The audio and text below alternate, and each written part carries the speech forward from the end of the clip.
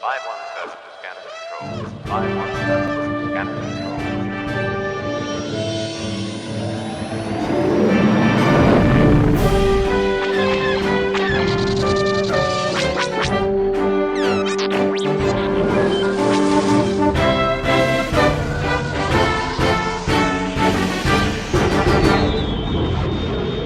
This is the Star Wars Squadrons podcast, episode 6. It's January 19th.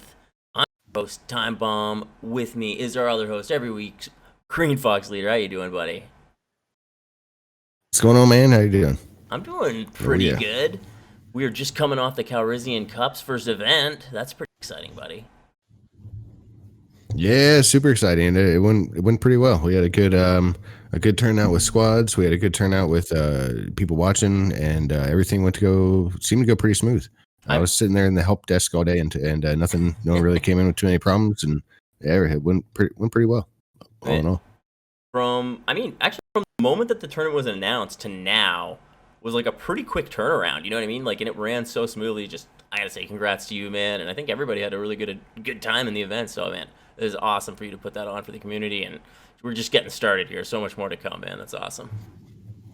Yeah, and there's a lot of other people behind the scenes. You know, our good buddy in Aces 5, Bricky T, basically spearheaded the rule book, and Wildfire put in a bunch of work. So did Javen and all the guys at Crimson Wings and TGS. Obviously, all the casters did a great job. So I think it was cool. Everybody pulling together from different communities and doing a big event like that. It was really fun.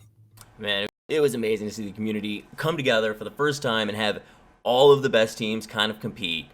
And one team was able to rise to the top, and we were happy to have them on the podcast here today. Galactic Agriculture Squadron. We've got Agriculture and Dracolich here. Say hello, guys. How are you doing? Yeah. Hey, guys. Oh, yeah. The Hi, chance. this is Draco. So why don't you say, Dracolich, why don't you say hi first so people know your voice? Hi. There we go. And Agriculture, how you doing, buddy? I'm doing great, thanks. Nice. Man, first of all, congratulations to you guys. How are you feeling after that win? What a roller coaster. It was great. Like, oof. How'd the Swiss rounds go? Let's go back to the beginning of the tournament. So everybody was kind of on an even playing field, 64 teams out there. How'd the first couple games in the Swiss go? Terrible. The first couple of games were real bad. We hadn't we hadn't warmed up, and we went to go fight Cavern Angels, and we were really surprised by their tactics, and we just barely squeaked in an Empire win.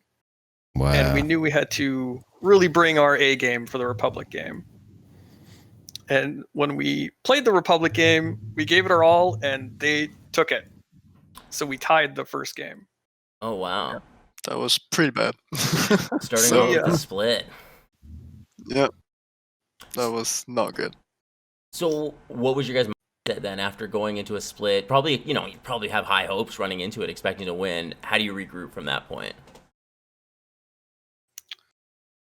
Well, we talked it through.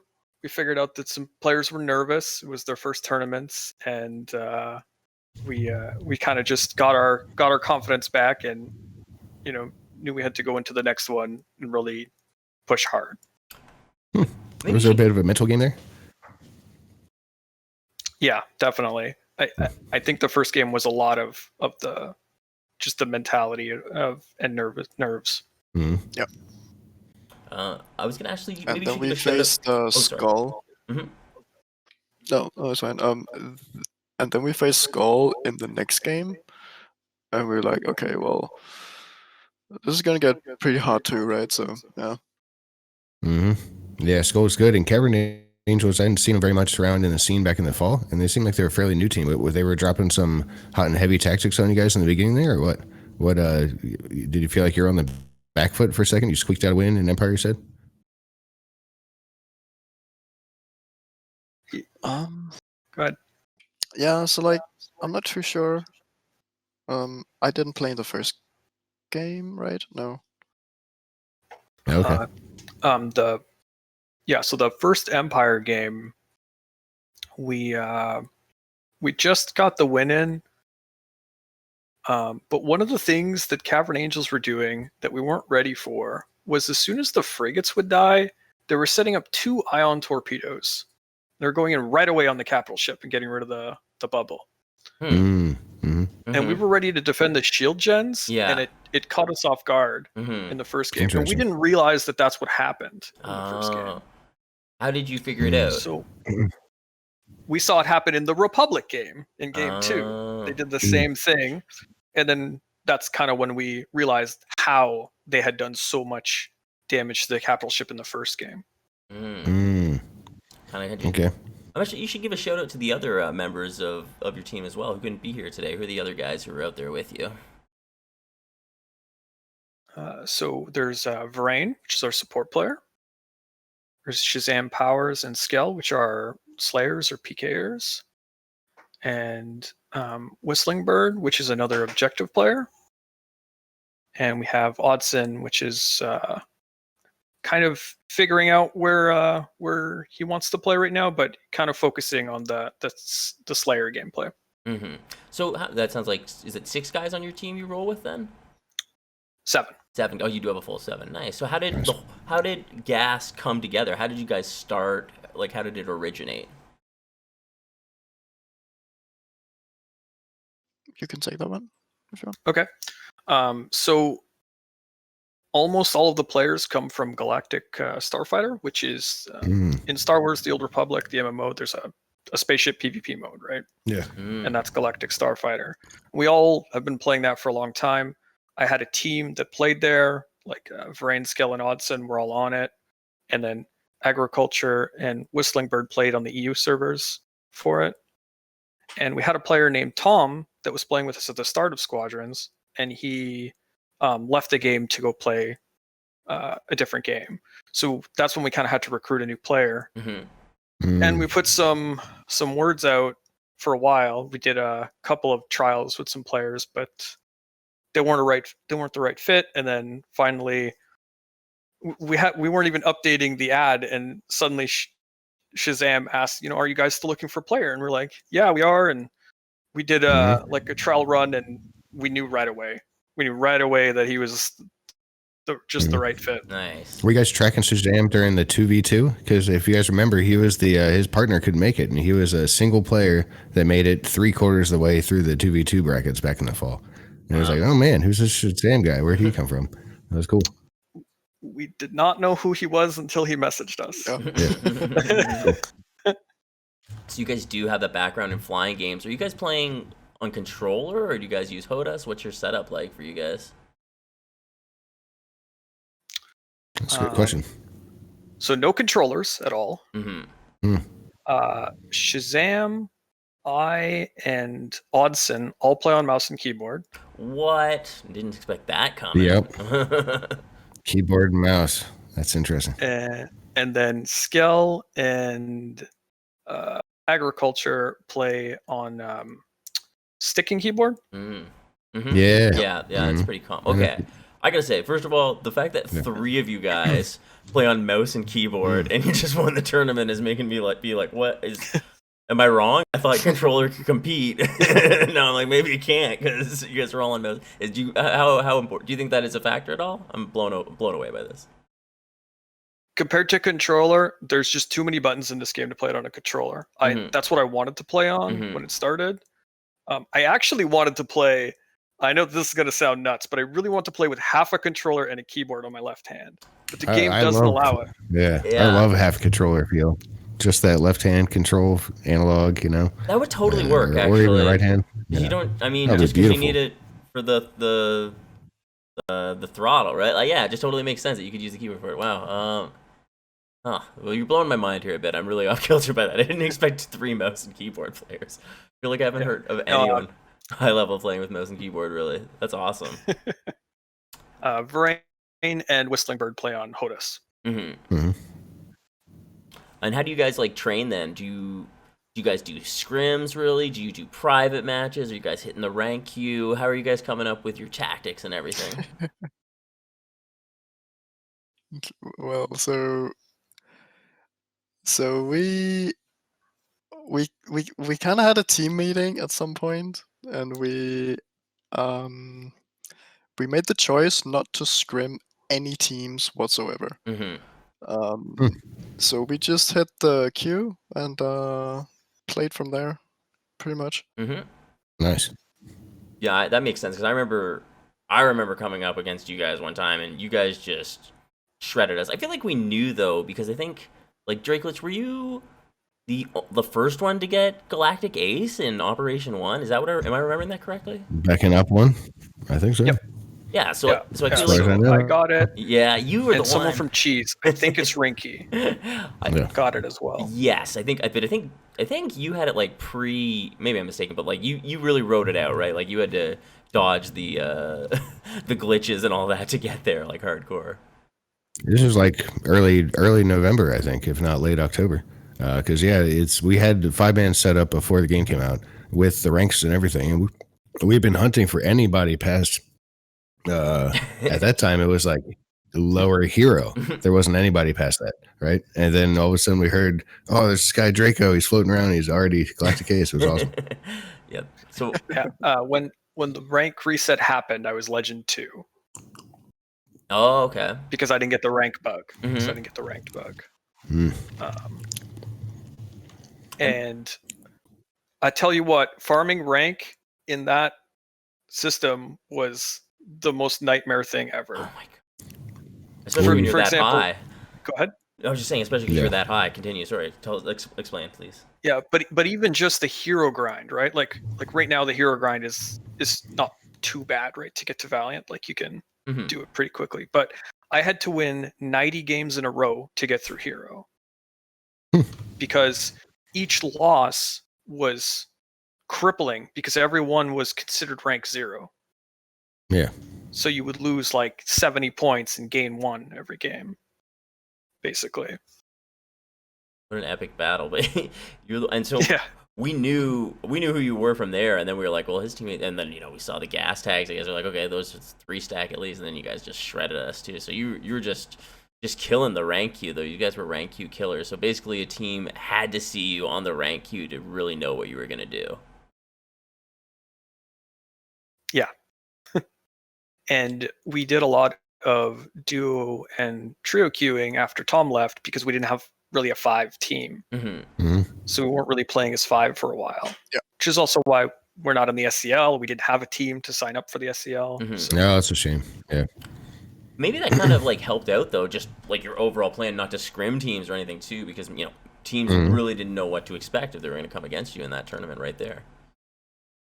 In the reverse fashion, you didn't know what to expect when you came across, Cavern Angels or any of the other guys either, because you hadn't been actively scrimming. So I guess it's a two-way street in some ways. Or It certainly was, yeah. did you guys do any research on any of these teams you might be facing? Because there's more tape available of them, obviously. Sure. That was a question. we definitely did our homework. Yes. Nice. That's awesome. I always imagine like a World War II briefing room with like the reel-to-reel and watching a projector screen. But the SCL actually was a really useful spot for figuring out the like kind of standard meta everyone was playing Mhm. and stuff like that. So that was really good we watched a lot of those games. Well, that's one thing too. I seeing your guys opening in, almost every game. I feel like you guys won the opening, if not all out quickly, through the attrition, winning it in the end just by having the advantage. And what was your guys' makeup generally with Empire and Republic on the opening phase? The ship composition is in how many bombers and all that stuff. Mm-hmm. You want to take it or? No, just Okay. just go ahead. So on Empire, it was 2 bombers, 2 defenders, and a support. And the idea is the bombers are the AI farmers, and the defenders are there to either stop their AI farmers or protect ours, right? Mm-hmm. So we were very focused on getting those AI packs. Now, once the first AI packs are down, the bombers just switch to like killing players and whatnot, help, stop the other stuff. Oh, really? So you're like Yeah. 5 each, basically, and then switching to players Well, or whatever it is. we would do 2 skill shots. Mm-hmm. to with the Goliaths, and then if those hit, we'd converge on the third pack, and then kind of go from there, and then wait till either the next round of AI came out, or like just focused players, like whichever. Depends how long the phase was going, right? Sometimes you just get it right off the bat. And you guys had told me a little bit of a story before of how you got used to the flight patterns of the AI. I believe it was agriculture, right, who had done this? Yeah. How did you learn again? Can you tell that story again? Yeah, so like it didn't take me long to realize how important they were to this game, right? I think it was like in the first week or something that we were like, okay, this is gonna be something that we need to like do. And I started doing the farming role, and I just liked it a lot. Like I thought it was the most fun role that I've ever played in any game, right? Like it was just so fun.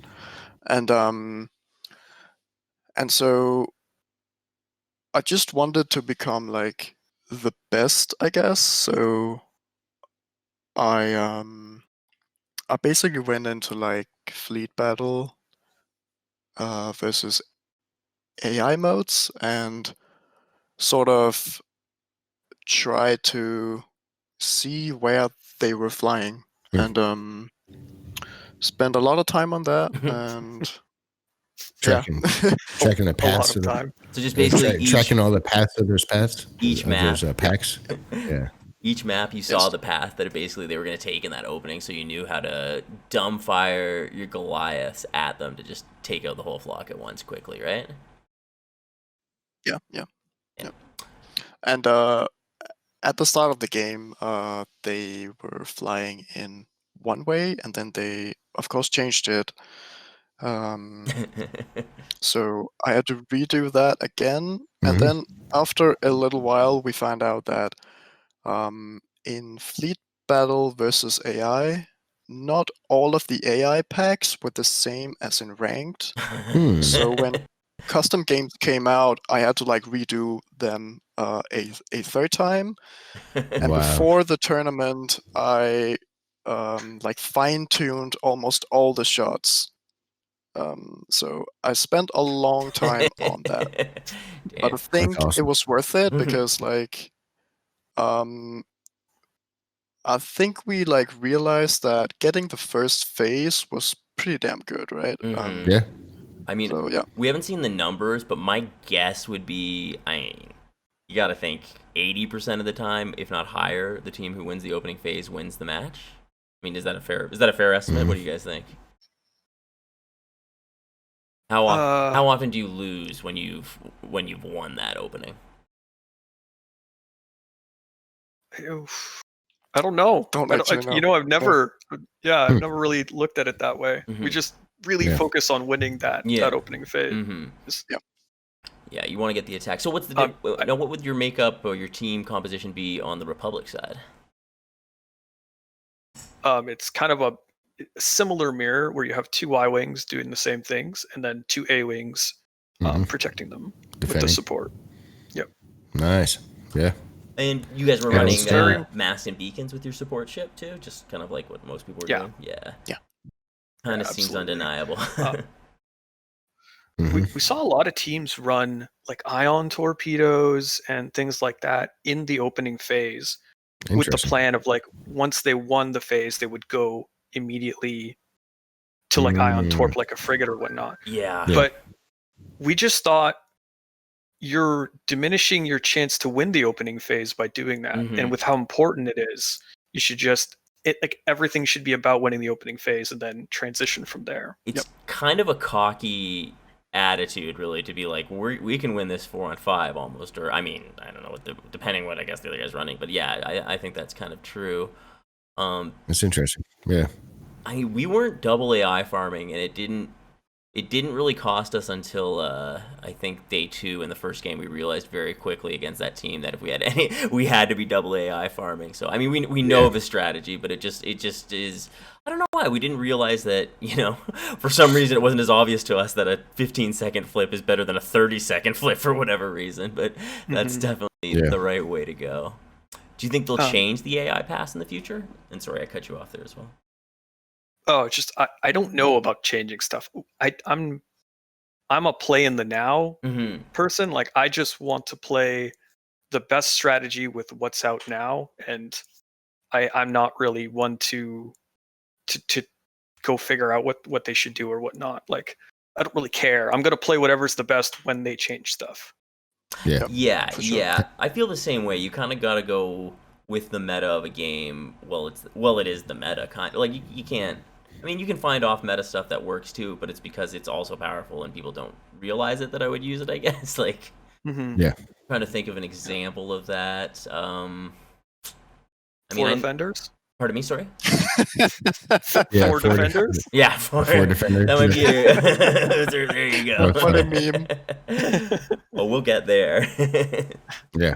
It seemed like oh, God. just a lot of the teams were adjusting during the competition itself. I noticed some people, some teams that weren't dual farming ended up by day 2 late game, they were dual farming, Yeah. and different stuff like that because they saw what kind of pressure some teams were putting on. Cheese and you guys specifically, having done so much fleet battles, a lot of the teams were doing dogfights back in the fall. But teams that kind of had been hitting fleet battles since the beginning definitely seemed like they had a little bit of a leg up just in the overall pacing. They knew how fast you had to hit the phases and when to strike and when to play defense and all that kind of stuff, Yeah. Yeah. Just to talk real quick about the double AI farming, I heard Mhm. I've been hearing tons of talk about how we were doing that, and we would only do that in the first phase. Mhm. Yeah. Even though we switched to 2 bombers afterwards, it was one bomber's job to kill the raider and the other bomber's job to kill AI. Yeah. Yeah, no, that's a good clarification. I mean, I noticed that you guys did have 2 bombers in that stage, but I assumed you. Well, I wasn't sure actually. I did want to ask you, I guess, but Yeah. So yeah, you have one. So we could actually talk about that next. The frigate defense phase. We could even start with then. So you like to have the 2 bombers out there. Let's talk about the Empire side first. 2 bombers, usually 2 defenders and a support ship. Yep.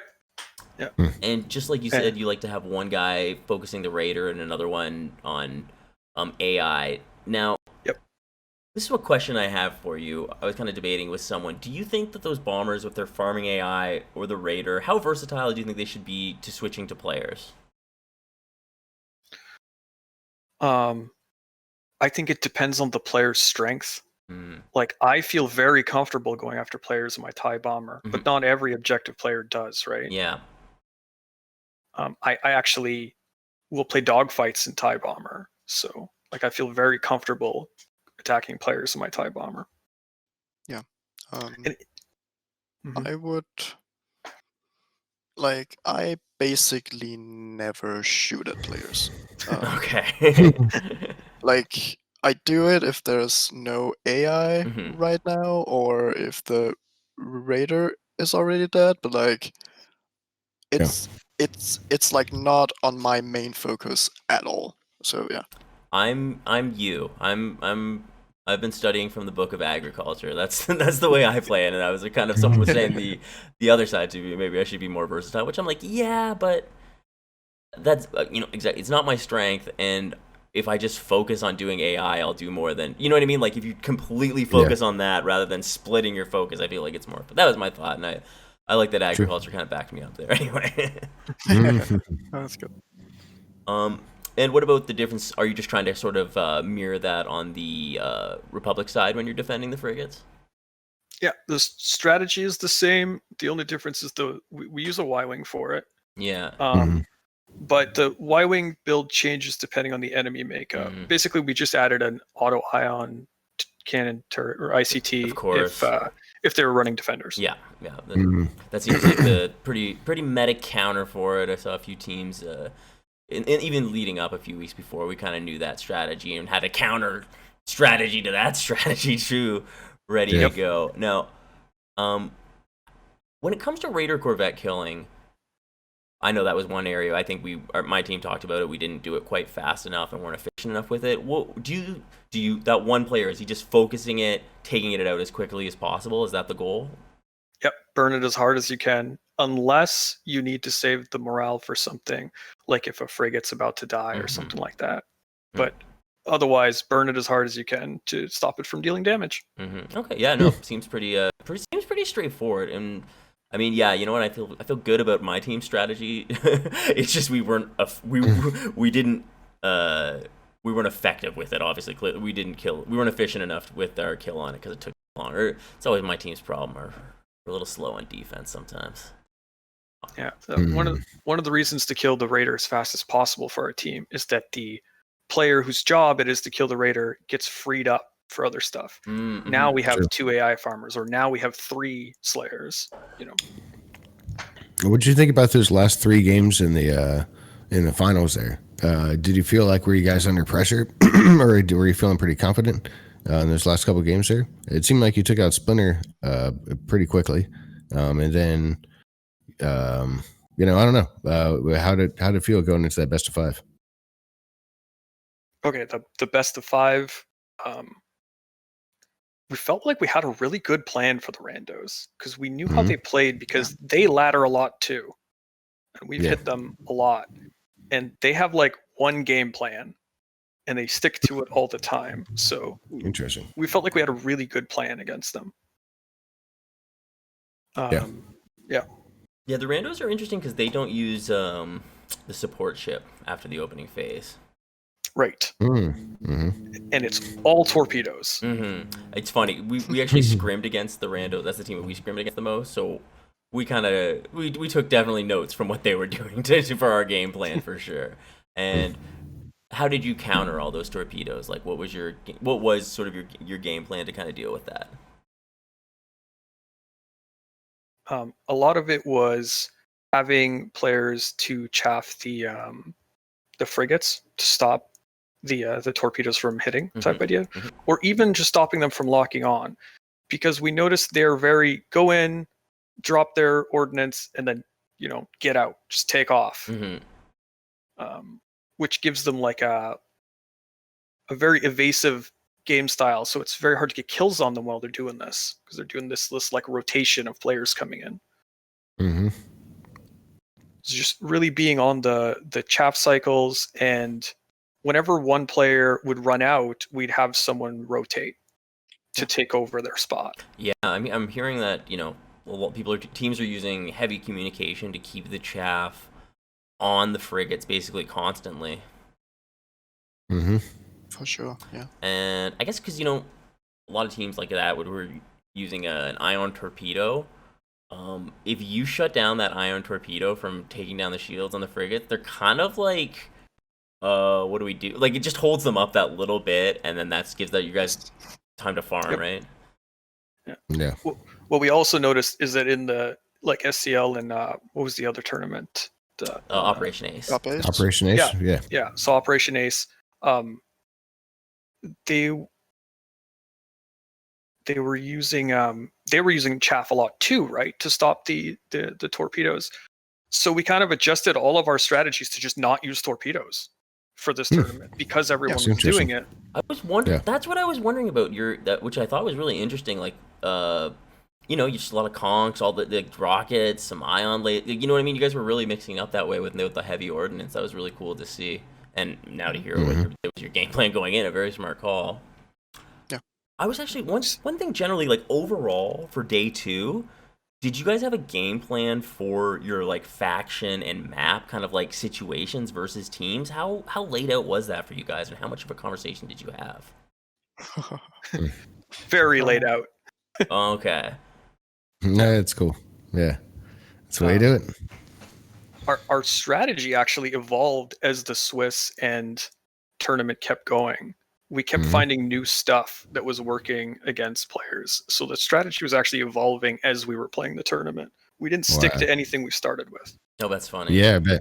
From the very beginning of all 64 teams to the very end, when it was just you and the last team there, you guys were playing differently from the beginning to the end, huh? Yeah. For example, just a big one, because everyone's talking about the 4 defenders.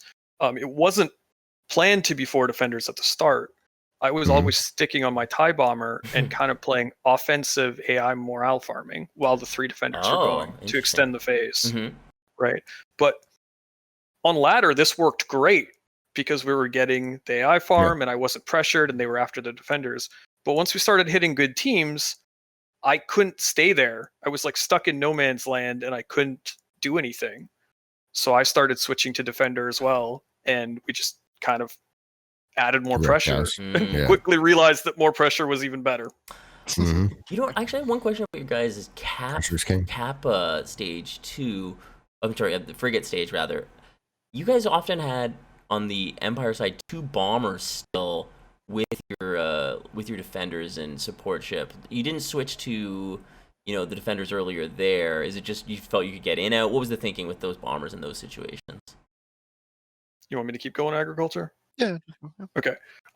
So when we were coming up with strategies, one of the things we kept trying to add was less ship swaps. We kept trying to add less and less ship swaps. And what we noticed was after the first phase, we'd have those 2 AI farm bombers, and then we were like going back and getting ion ships and stuff like that to get rid of those shields. But it's a lot of time that you're spending going back and then coming back out, right?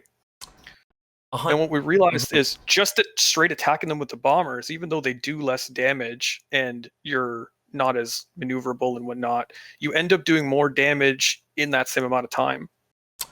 I mean, the DPS is high on the things, the rotaries or whatever you're using. So I mean, it clearly works. I mean, I'm impressed by the strategy doing that. I was wondering what the thinking was there. I noticed on the Republic side, though, you would grab the X-wing. Yeah, because you can't survive on a Y-wing that forward. Like it's just, it's not doable. We're a little disappointed that nobody at the high level, nobody even touched that B-wing. It didn't even get looked at. Is that something you guys would ever consider? Even, you know, I don't know if you had much chance to play it today after the patch came out, but is B-wing just not competitively viable on the scene, or what? What do you think? So like we had one B-wing build that we like experimented with a little bit, wanted to pull out, but it just came down to like a switch, I guess, right? Yeah. Okay. It would have been me playing it, and the general idea was a B-wing can burn down a raider faster than the Y-wing, because that was my job. I could use a B-wing to do it. Yeah. But I couldn't do it in the frigate phase, because even being that far forward on the B-wing, you just died. So the idea was, whenever the raider was close enough to the MC-75 that I could sit right under the hangar and turret the raider as the B-wing, I would switch to that instead of the Y-wing. But it just never came up in the tournament. Either the raider was already at half and I was better off getting on a different ship, or we needed an ICT, so I would switch to the Y-wing with ICT. It never seemed like the right time. I mean, man, I feel like you need like longer you need like 3 phases maybe for it to get to that position, you know, and that's just not happening on this level. You know what I'm saying? Like, just not close enough there. Yeah. But that's that's definitely the one place where the B-wing can shine. It's just like taking out the Raider Corvette. Like, they can melt them. I saw like a meme video where there was a team running out with 5 of them and just melting it right at the opening phase or something. That is a lot of damage. I guess we could talk about your cap ship phase too a little bit more with the 4 defenders. I guess I was going to ask when that kind of came to be, if you've been doing it for a while, but you're kind of saying it did just develop over the tournament here. Well, kind of. Like the 4 defenders did. But as far as using defenders on the capital ship, we weren't doing that for a while. We were doing like TIE fighters, and we were also doing bombing runs. We were really good at doing the like proton bomb runs on the shield gens. Yeah. And nice. Sometimes you get caught as the bomber and you don't make it. You get ioned or whatnot. And what we noticed was, when that happened, sometimes Shazam would just kill the shield gens anyways. Yeah, interesting. And then we were like, okay, what are you doing? because you need to show us. And then so he showed us, and then we're like, well, why don't we just do that? Because it's safer. Yeah. Yeah, for sure. So Wow, that's funny. Yeah. Yeah, because I think some teams, I mean, a lot of no teams really, I think, wanted to commit that many defenders to it. But I mean, clearly, it's a winning strategy. It's just so overwhelming. I mean, the dead drift was so powerful. I mean, maybe that says something too. I've talked to people before where I'd be like, man, imagine a team of like 5 Distraciers against you, and like that's not far off from you guys. You know what I mean? You guys are just amazing with those mechanics, and I think it helps you melt those ships so crazily. How do you compensate on the Republic side? What's your attack like going without the defenders? okay, you have to take this one. Okay. So we knew that our Empire game was like really strong, and so we were kind of hoping to bring up our Republic game to a point where we could like maybe take like one game in a BO5 or like a BO3 or something, right? Really, in a 5-game series, you wanted to take a game with Republic, eh? That's a good plan. Yeah, but it's like, That's interesting. we were actually thinking that all wins for all teams was gonna be on Empire, like pretty much, because we just felt that that side is just so strong.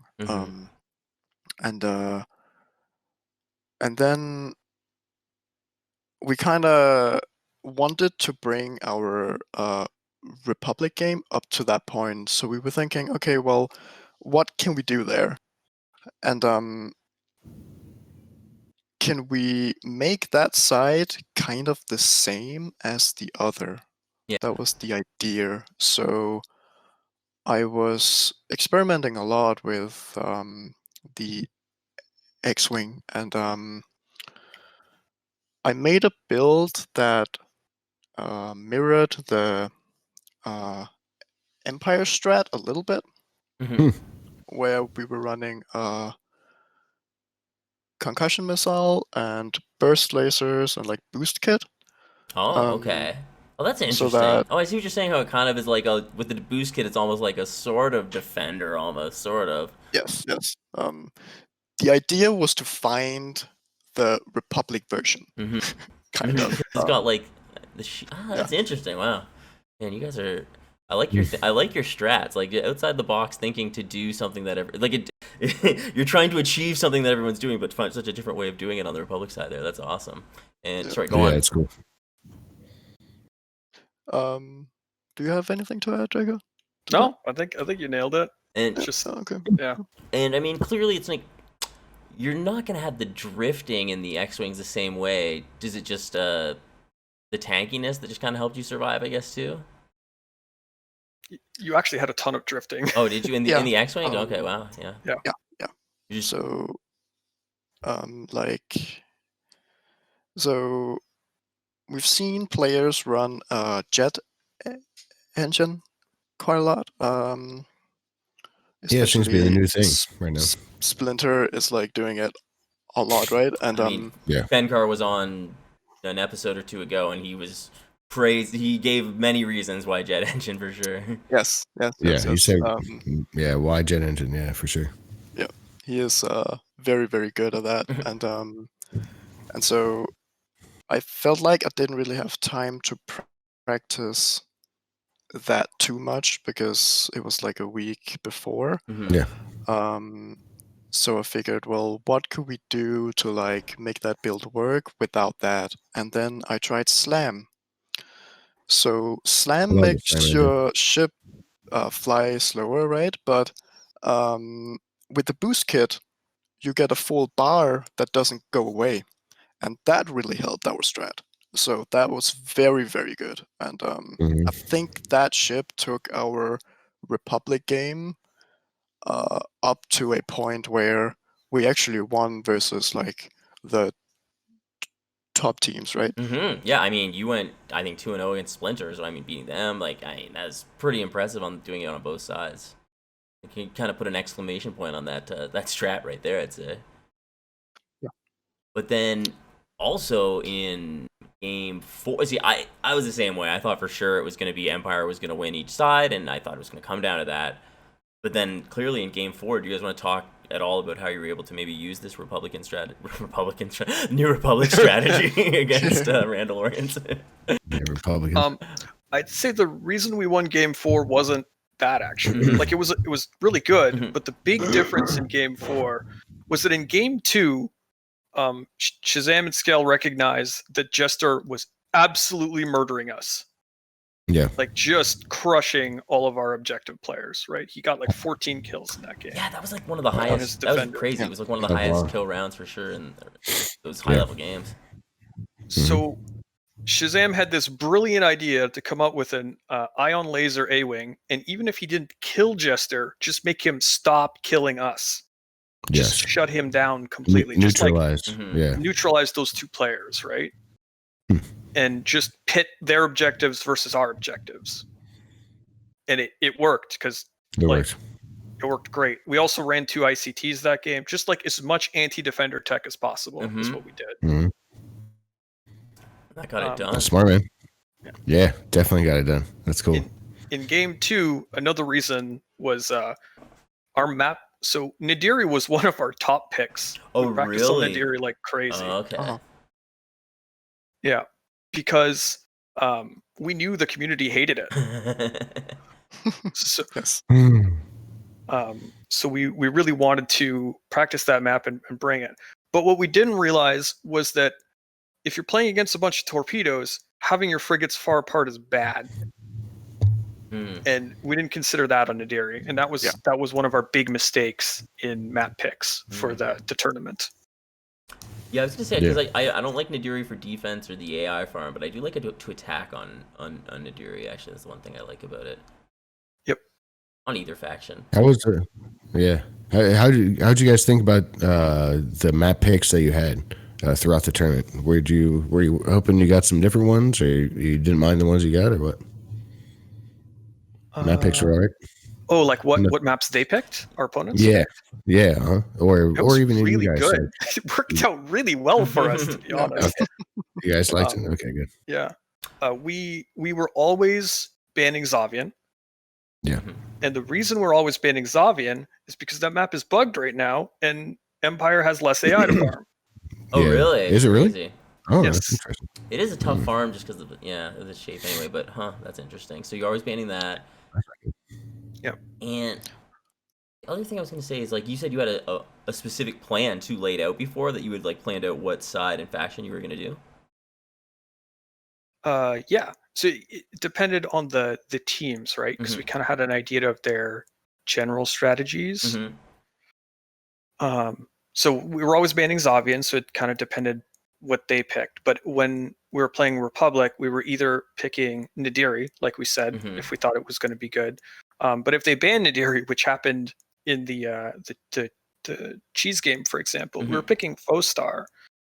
And we figured Foestar, not everyone might have been as comfortable farming AI on that map. That's like my favorite map. I love that map. Yeah, me too. I really like Foestar. But also, I'm sure you guys have noticed Shazam likes diving players. He loves diving under towers. And Foestar is such a good map for it, because you can hang out in between their frigates and their Star Destroyer, right? And you could just live there. And anytime they come to try to defend their frigates, you can harass them or, push them away or whatnot. So, yeah. Wow, really using because that is a really, like, high map. People don't usually go up that high to the top either. That's definitely going to tweak some people out. That's interesting. Are you guys gonna? Is it still kind of keep the same basic strategy from now until the February majors, or do you feel like anything major you need to adjust or watch out for in the next? At this point, it's kind of like treading water, right? You don't want to lose any skill. Hopefully, you just keep getting better and better, like everybody else, from now until February. But any major changes you feel like you're doing, or is it a holding pattern right now, as far as like retaining that championship throughout the spring here? Go ahead if you want. Yeah, so like we have a lot of strats. that we haven't like tested out. Yeah, I was yet, thinking right? that might Sure. be the case. So I think like about a week ago we had to like say like, okay, we have to like stop making up new things, and we have to just say, Practice the okay, things you have. we have Yeah. like one standard That's funny. strat that we think is gonna work against like most teams, and then we can Mhm. always like change it on the fly. But like the things that we had practiced, we just wanted to like, okay, that's our standard strat, right? Mhm. And then but I feel like, you know, we've got so many more things to test and play with, and you know, Mhm. yeah. So it's gonna be cool to see. There's Yeah, more to man. come. Mhm. Well, more to come for sure. I think that's Sure, some of the yes. most exciting parts is as people play teams over and over and you get these kind of strategies down, like we're going to see that Blue 42, Blue 42 hike, you know what I mean? And we're going to see some playbook stuff and formation flying and other kind of, escort duty and very cool things that you start seeing kind of show up. And it's like, oh, somebody pulled a new playbook out, for this tourney.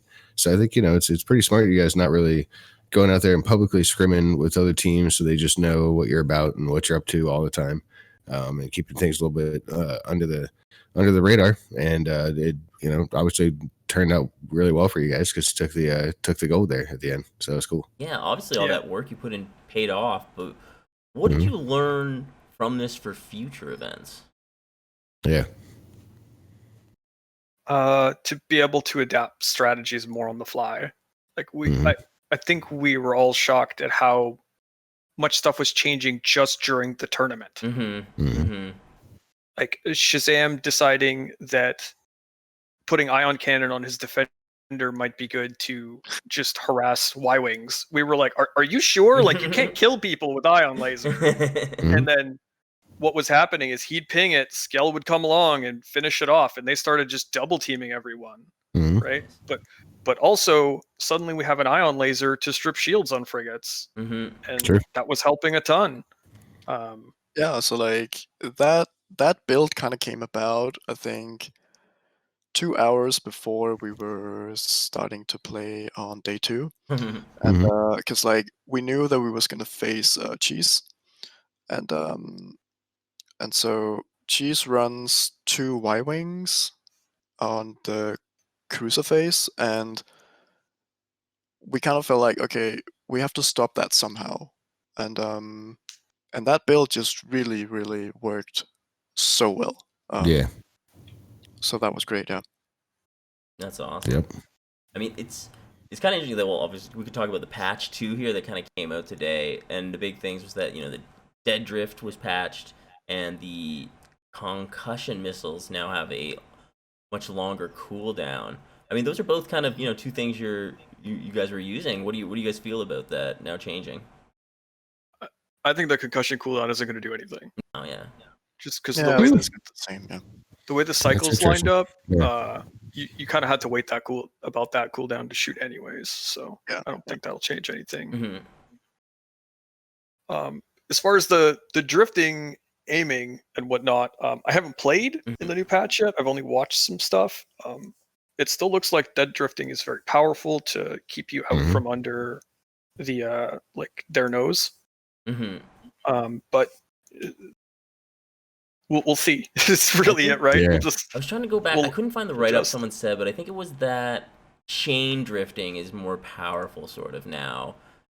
I think that was their kind of idea, basically, that being escapability is going to be a bigger factor, and how you plan your routes to escape is going to be more important than just or as important as your mechanics anyway. That was what they were kind of expressing, which is interesting, different side set. I'm sure you guys will get into the game and you'll see it completely differently than that. You'll be like, no. It'll be interesting. The podcast next week will be interesting after the patches settled in, and we'll see what the new metas are and what teams are doing. I think it's gonna be cool. Talking next week about the patch, but yeah, it just dropped today, so I feel like it's yet to be seen. Maybe it needed more aux adjustments to really shake up the meta. We'll see what happens though.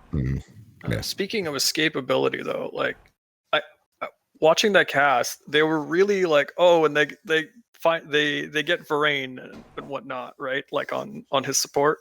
Mhm. But at the end of every game, Varane didn't have that many deaths, and it was always shocking to me that they kept pointing it out like it was this big thing of them finally getting him, because he is so slippery. Mm-hmm. He's so hard to catch up to and whatnot. And Mm. I can't count how many times he saved me in the tournament. It was ridiculous. Oh yeah, that's one thing I could bet. ask. I never really asked about his support loadouts at all during the frigate and cap stage. Did he switch off of the markers and beacons, or what was the strategy there for it? I'm assuming he was resupplying at some point. Just markers and beacons the whole way. Whole way with Yeah. markers and beacons. Okay. Whole way. Whole way. Yeah. So if you're wondering Wow. how powerful it is that powerful for, doesn't need to be resupplied. You can have it all game. 30% damage, no countermeasures, all those goodies, right? Yeah. Just keep saving us with stealths. Like we would call, for help, and he would call how far he was, and we'd run straight to him type idea Wow. for him to save us. So yeah. It's always really That's good.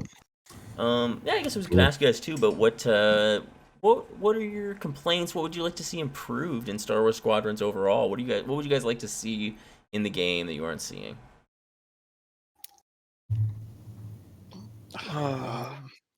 That's a pretty tough question, because like I think the whole team is like on the same page regarding that we're Play just it gonna as is. play Yeah. the best game and the best strats and the best comms Mhm. that the game has on the patch, right? So Mhm.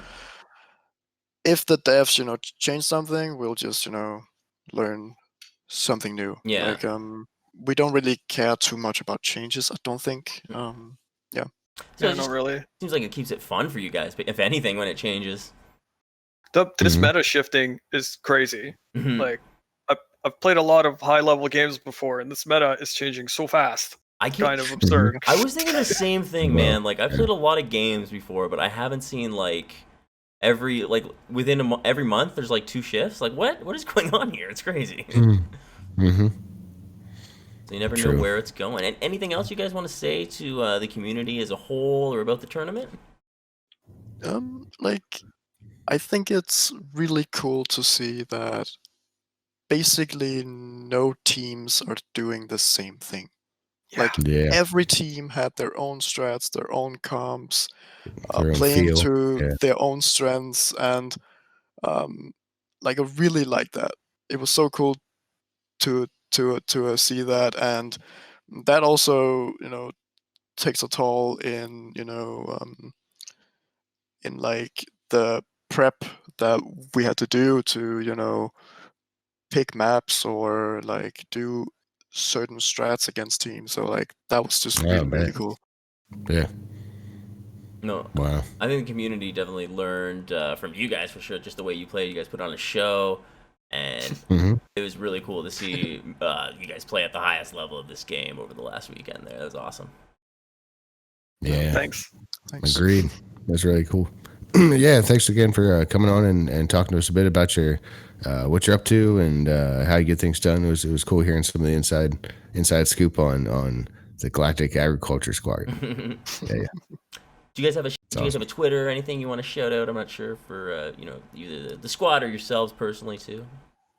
No, Don't feel a need to if you don't want to. I guess Shazam started streaming yesterday. Oh, nice. so yes, for sure. Twitch.tv/Shazam Powers if you want to watch him murder everyone. Definitely, that's worth everyone's squadron follow for sure to check him out and to learn from one of the best players in the game for sure.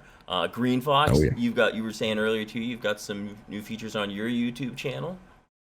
Yeah, we're getting ready to cut up all the matches from day 2, and at least get them out there so everybody can see what the finals look like, and we'll have all the individual matches as well as some highlights from this first winter minor, and then later in February, I'm sure we'll talk about it more as the month comes by. But in a couple weeks here, we got the February majors, the winter majors coming up, so it's gonna be pretty fun. It's definitely some heavy hitting stuff in the competitive community for sure. Awesome. Well, give Green Fox a follow too on Twitter at Green Fox Leader, and YouTube is Green Fox Leader as well. Yep. I'm Same with Twitch, all that stuff. all that stuff. I'm the Timebomb Tips on Twitch, and this is my YouTube channel. Thanks a lot. Give it a like, give it a subscribe. You guys are the best. thanks a lot again to Dracolich and Agriculture for coming on the pod. And thanks, everyone, from me and Green Fox. We will catch you guys next time on the Star Wars Squadron podcast. 517 to scanner control. 517.